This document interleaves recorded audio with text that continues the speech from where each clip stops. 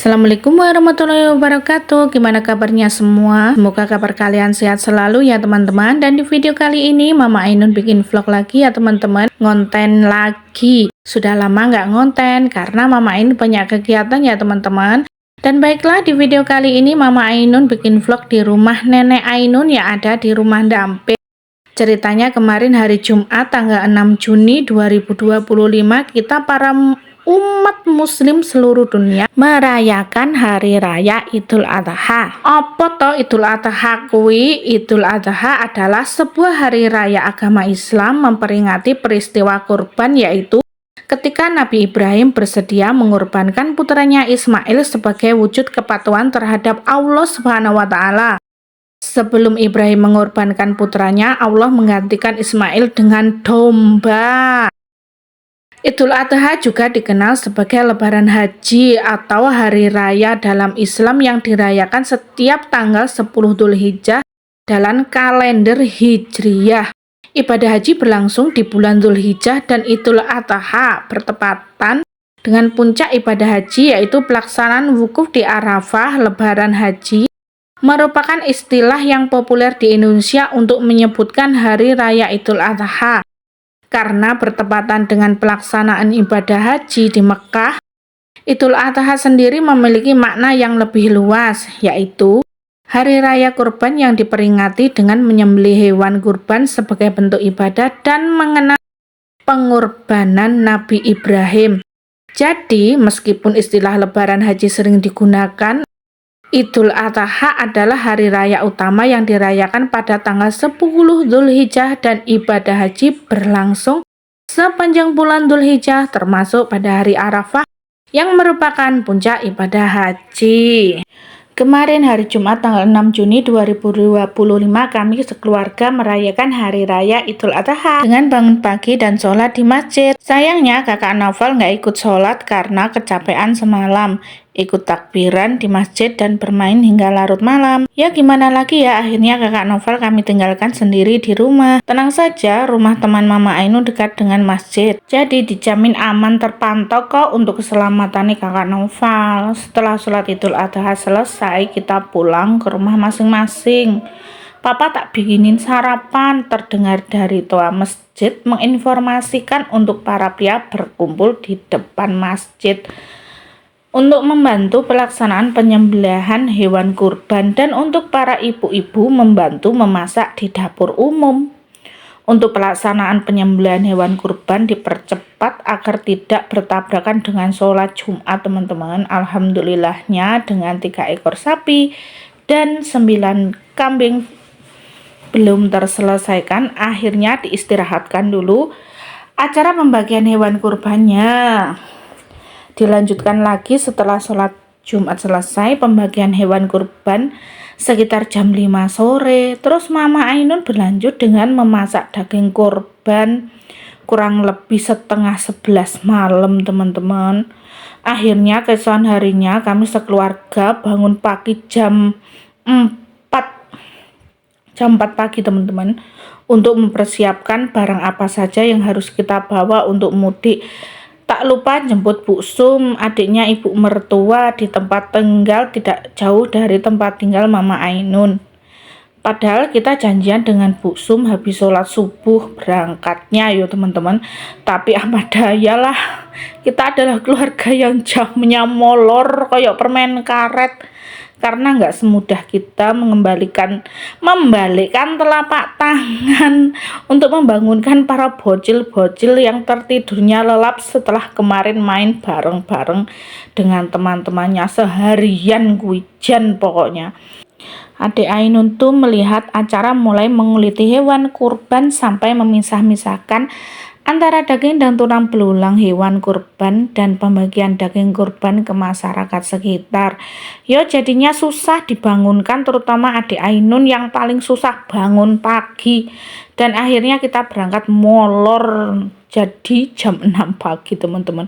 Widih, pokoknya matahari udah mulai bersinar dari ufuk timur. Baru berangkat, akhirnya capcus berangkat mudik ke Dampit. Alah adik Ainun lupa nggak minum obat mabuk kendaraan teman-teman. Selama di jalan papa gak wani nyetir buenter teman-teman, yo pelan koyok siput wis pokoke mlakune alon-alon. Yo piye maneh teman-teman, Adik Ainun mulai rewel di jalan. Yang kepalanya pusing, perutnya koyok di blender, katanya rasanya kepengen mual. Akhirnya kita satu rombongan sering berhenti minggir, istirahat, bolak-balik istirahat, menepi cari tempat istirahat yang nyaman. Sempat mampir di Indomaret cari sarapan roti, alhasil banyak roti yang terjual. Jadi Mama Ainun membeli rotinya seadanya teman-teman, nggak bisa milih-milih seperti biasanya. Dan akhirnya Mama Ainun membeli roti dan susu kemasan yang langsung bisa diminum. Ya tetep aja lah Adik Ainun susah makannya, walaupun tak suapin sedikit demi sedikit untuk minum obat mabuk perjalanan teman-teman.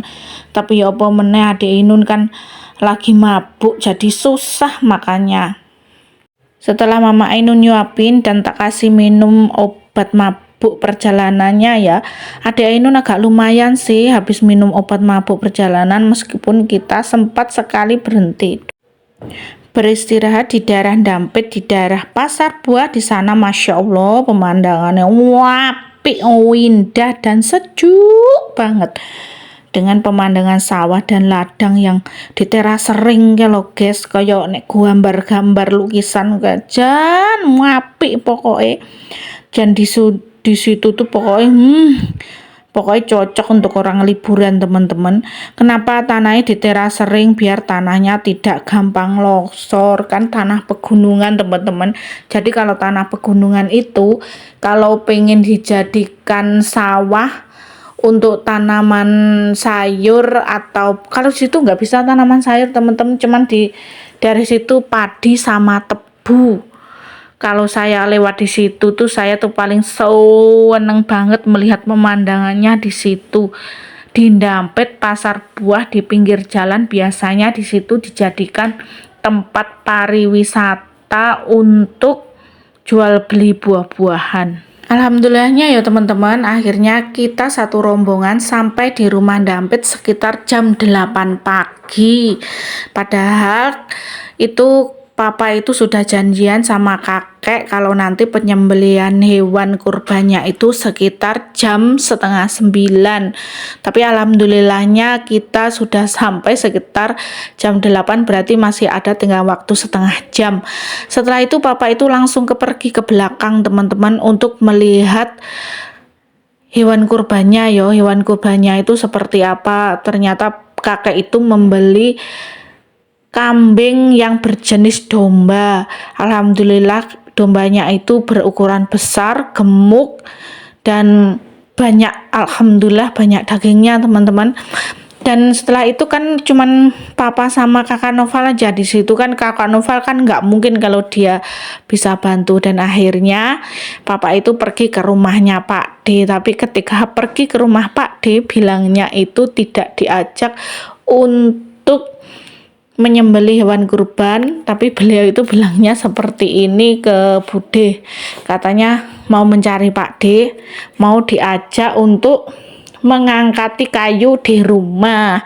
Biasanya Pak D itu kan disuruh sama bapak dan ibu mertua untuk bantu kayak mecoki kayu, kayak mau ngangkatin kayu seperti itu. Tapi setelah sampai di rumah ternyata diajak menyembelih hewan kurban.